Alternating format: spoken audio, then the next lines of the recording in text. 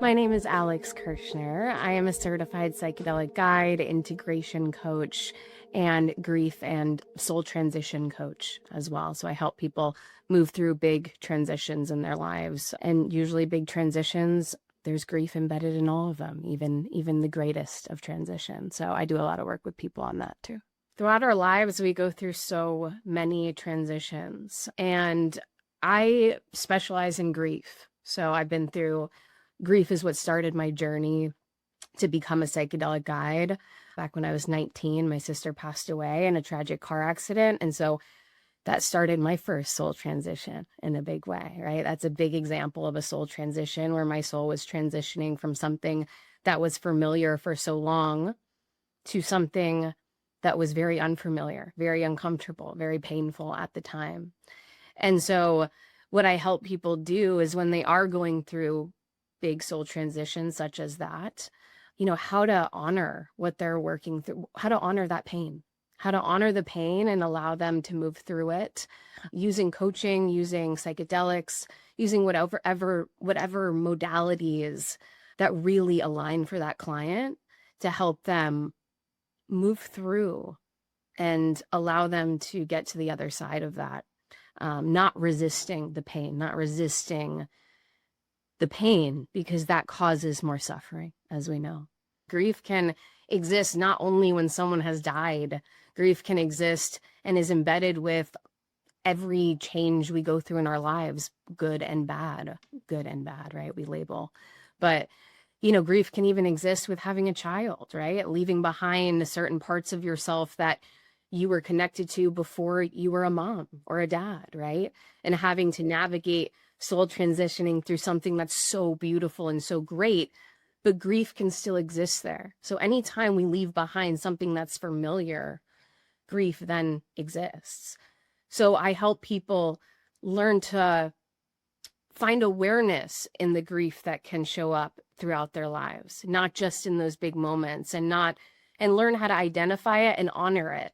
Not to be ashamed of it or feel guilty of it or wrong for feeling grief when you're about to, have a beautiful child born, right?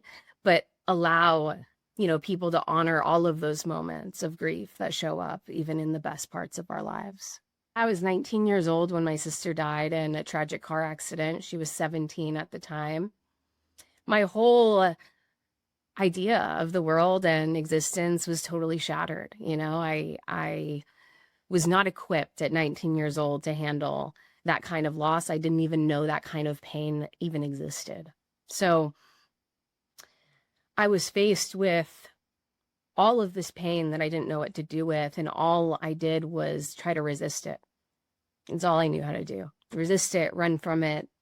And that led me to self-medicating. I started self-medicating using opiates, not knowing that was going to cause me even more grief, even more pain. But I was looking for relief at the time. And I spent, years in that space, running from my pain, running from acceptance, and really being angry, really being very, very, very angry at the world.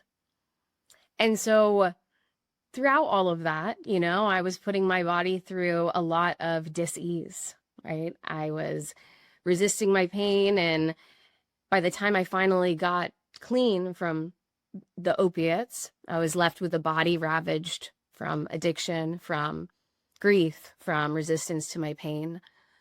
And my body was very sick at this time. Pretty soon after, I was diagnosed with cancer. And that was really an example of all the dis-ease that my body had been put through, all that resistance, all that lack of acceptance. The cancer that I had is called Hodgkin's lymphoma. And at this point, it's not a genetic cancer from what they know right now. Anyways, so for me, it was very obvious for me that I had a play in this, that my lack of navigation throughout from my sister's death led my body to that kind of state of dis-ease. So that's what I was left with at that point in my life, which I was 26 years old at the time. And this does lead me to my first psychedelic session. So we're getting there. Yeah. Yeah. So yeah, started chemotherapy, and I had done psychedelics a couple times when I was younger, and had some questionable experiences, right? But I took psilocybin during my chemotherapy, not thinking that I was going to have any profound experience. This was just to kind of, I didn't even know if I really should be taking it at the time, and I was just, maybe this will be a fun night, a fun little escape. It was definitely not that. It was me being completely, I would say, awakened by all of my darkest and deepest pain, all of the guilt and regret that I had for the way I showed up in my sister's life when she was around, the way I didn't show up for my parents after she died. All of these moments playing through my head, all this pain, the most pain just coming through my heart. I mean, I remember gripping my chest just in agony as it was all just playing in my head, and so much anger within me. So the medicine, the psilocybin, brought this all to me as really like one of my greatest gifts, because through this pain, I was able to move through and start healing this unknowingly, right? We're moving through to start healing. We have to move through the pain that I had been avoiding for so many years, right? So yeah, so that was my really profound experience, ego death, if you will, where I was left, when the ego and the self dissolve, I was left as the witness. I was left as this witness observing myself.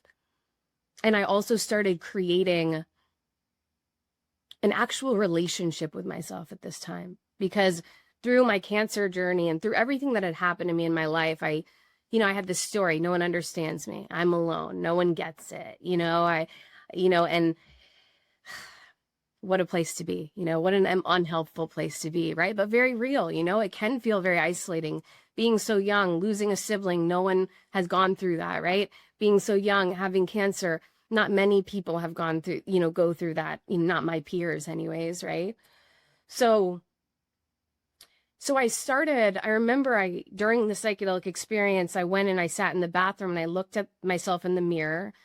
My hair was all falling out. I looked like Gollum from Lord of the Rings.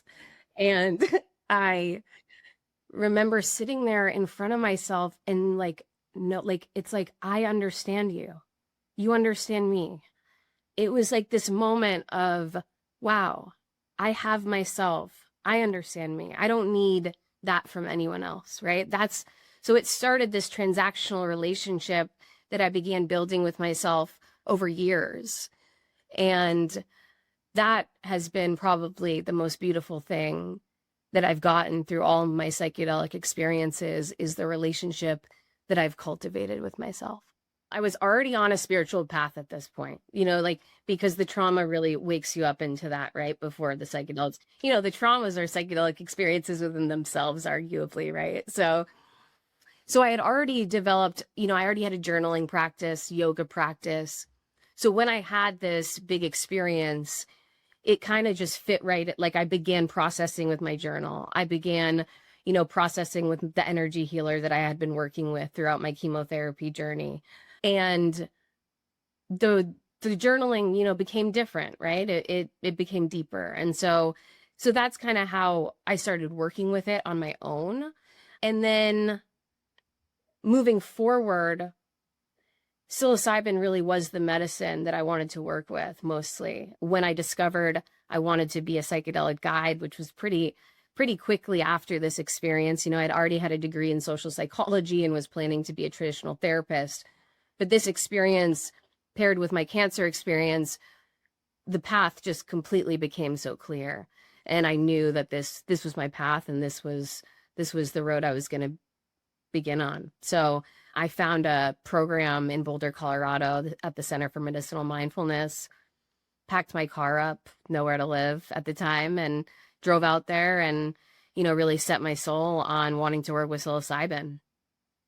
When I got there, though, the psilocybin was not legal in Colorado at this time. So I began being trained to work with psychedelic cannabis. And Daniel McQueen, who was my teacher, he is the creator of the psychedelic cannabis. He's one of the only people, and he was the first person that started using cannabis in this way.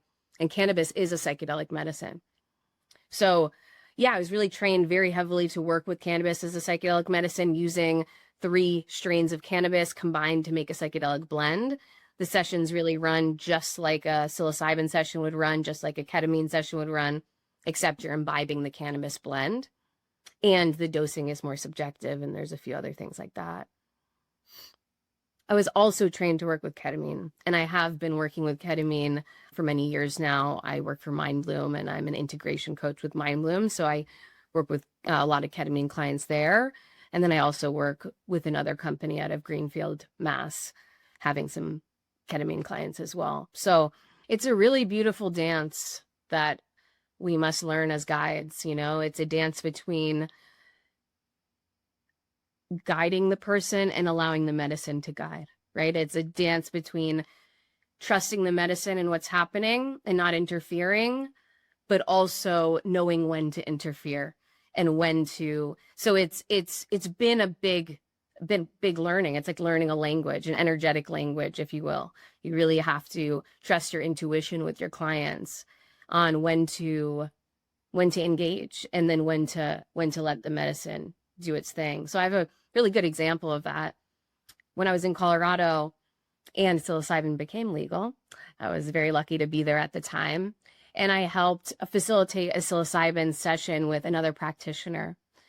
And this woman who we facilitated, she dealt with a lot of anxiety, OCD, lots of control stuff, lots of fear. And she took 10 grams of mushrooms on the day that we did the session with her. Yeah. Yeah. Right. So, a couple hours through the session, she's having a hard time breaking through, allowing the medicine to break through into her. She's saying how she's in darkness, how she's scared, how she's in this fear, she's in darkness. And me and the other practitioner, we really tried, both of us tried in different ways to help her through the darkness, to help her surrender, to help her get to the other side. But after a few more hours, we both looked at each other and realizing that even though it was so uncomfortable for us to see her in this, like, distressing in the darkness, that we had to let the medicine, we had to trust the medicine, right? And so after about 6 hours, she finally spoke up, the client, and she said, "I'm still in the darkness, but I'm not scared anymore." And that was the entire point of her session. The entire purpose of her session was for her to understand that she didn't have to be scared when she entered the dark anymore. And she had to sit in the dark for that many hours in order to realize, or to come to that awareness or knowing within her, that she didn't have to be scared anymore. So that's like a really good example of trusting the medicine at those points and being that intuitive guide. Every outcome is okay. Whatever the medicine is showing you, it's only just highlighting what's already there. So whatever comes up is supposed to come up. So if there's fear that comes up, surrender to the fear, and we're going to work with that. If joy comes up, we're going to surrender to the joy. We're going to work with the joy, right? But I think the big prep with the clients is just, the medicine is safe. The medicine is here to support you. The medicine is not going to bring up anything that is not already there.